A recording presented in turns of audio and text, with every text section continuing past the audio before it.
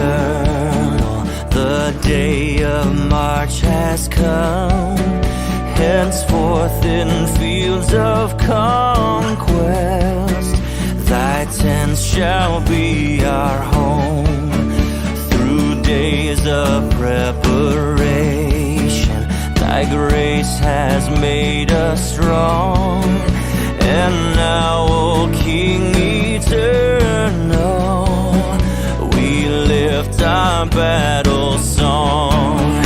So lead on, King of heaven, my light and my salvation. Your faithfulness endures. Oh, lead on, lead us to your kingdom, through joy or tribulation. We follow you alone.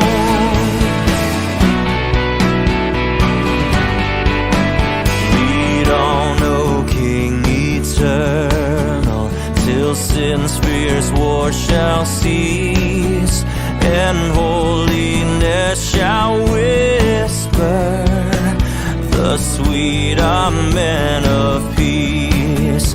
For not with swords loud clashing, nor roll of stirring drums, with deeds of love and mercy, the heavenly kingdom comes. So lead on, King of heaven, my light and my salvation. Your faithfulness endures. Oh, lead on, lead us to your kingdom, through joy or tribulation. We follow you alone.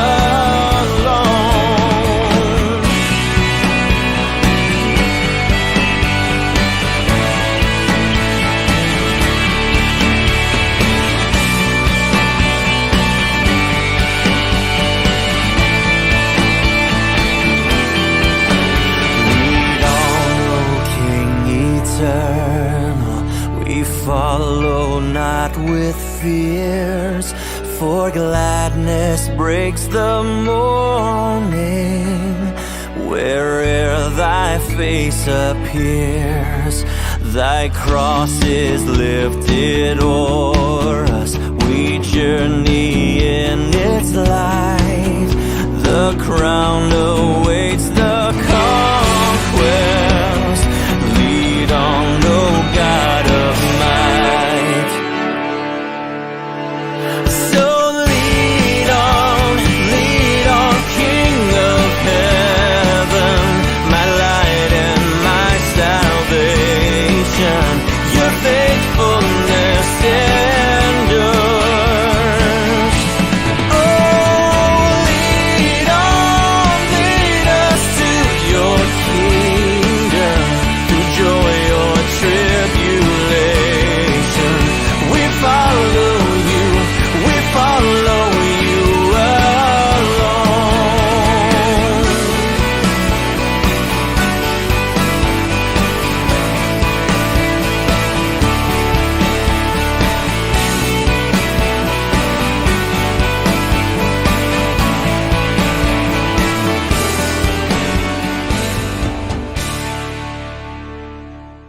Isang mapagpalang umaga po sa inyong lahat, mga magulang namin at mga kapatid. Welcome po kayo dito sa St. Paul United Methodist Church Online Prayer Covenant, at Happy New Year po sa bawat isa sa ating lahat, year 2025.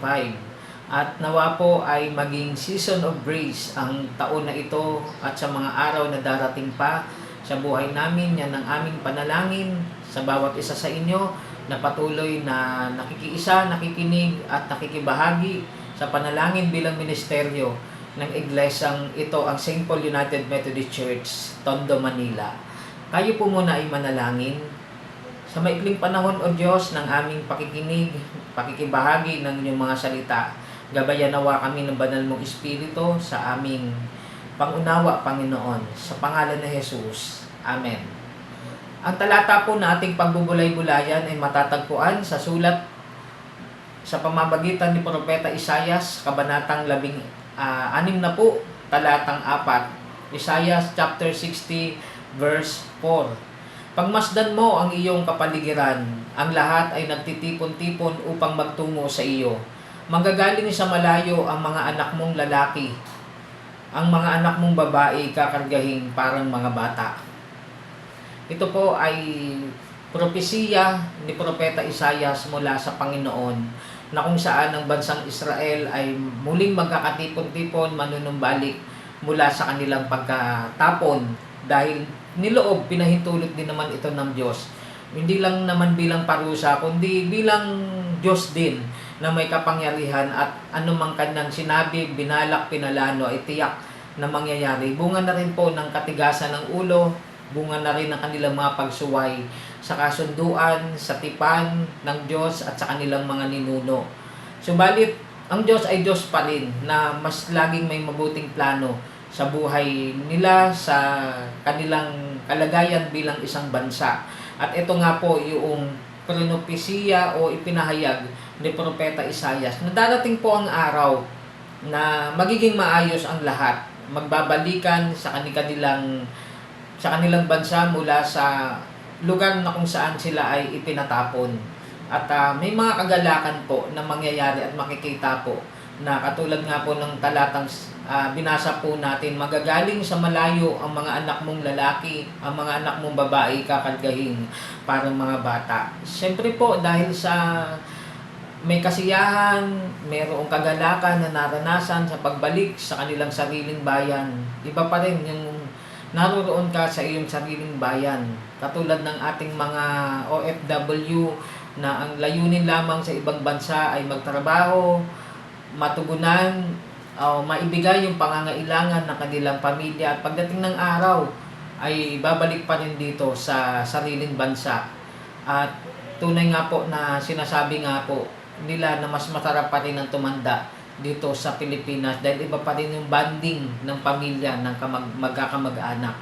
At sa ating pong pagharap sa panibagong taon na ito, panalangin din po namin at panalangin din natin sa Panginoon na patuloy na bumuhos ang kanyang biyaya sa loob ng ating pamilya. Patuloy na magsama-sama ang bawat pamilya sa isang pananampalataya sa pamamagitan ng pagbuklod ng pag-ibig, ng pag-uunawaan at ng pagmamalasakitan sa bawat isa. Gayun din ng pagpapatawad at ng patuloy na sama-samang paglilingkod sa Panginoon. Layunin pa rin at nais pa rin ng Diyos na tayo isama-sama po bilang pamilya, bilang komunidad, bilang bansa at bilang iglesia ng Panginoon ay sama-sama po tayo na may kagalakan, may kasiyahan na naglilingkod at sumasamba sa Panginoon.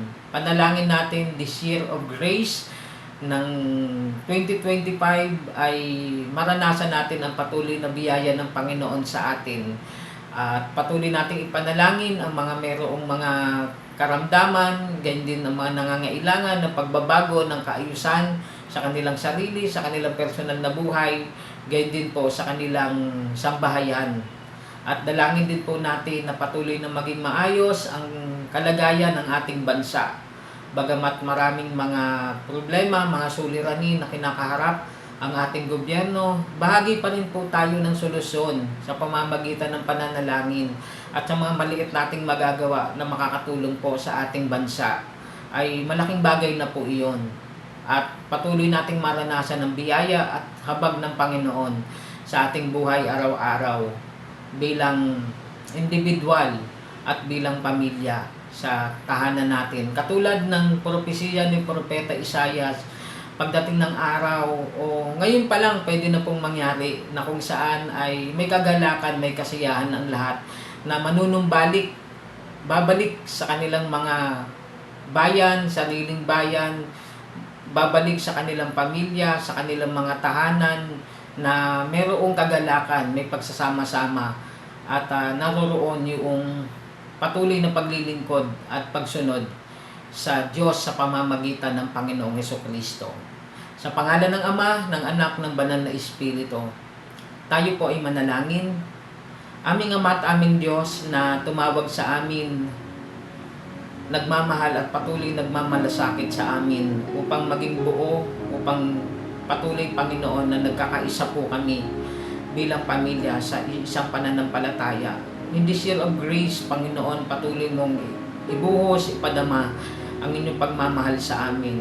Bagamat may mga hamon, may mga suliranin, may mga pagsubok na dumarating sa buhay, ang lahat ng yan ay kaparaanan upang patuloy po kaming lumapit sa inyo, Panginoon, at pahintulutan kang kumilos at gumawa sa mga buhay namin, dakilang Diyos. Sila na mayroong mga karamdaman, Ama, sa pangalan ng inyong anak na si Jesus, uwi niyo po ang kanilang lupang katawan, palayasin, alisin ang anumang kasakitan sa lupang katawang ito, dahil ito ay pagmamay-ari, templo po ninyo, Panginoon, at ito pong ipatuloy mong gamitin sa paglilingkod sa inyo, O Diyos. Sila ang Panginoon ng mga magulang sa kanilang mga tahanan, pagpalain mo ang kanilang mga pangarap at mga pagsisikap. Patuloy mo silang ingatan, ilayo sa anumang kapahamakan, sa anumang sakit o karamdaman. Tinataas ko po sa inyo mga bata at kabataan sa aming kasalukuyang henerasyon. Ipuin mo po ang buhay nila, katagpuin mo po sila ng biyaya mo, ng mga values na dapat pa nilang malaman at matutunan, Panginoon. Ngayon din po, O Diyos, ang aming mga senior citizen.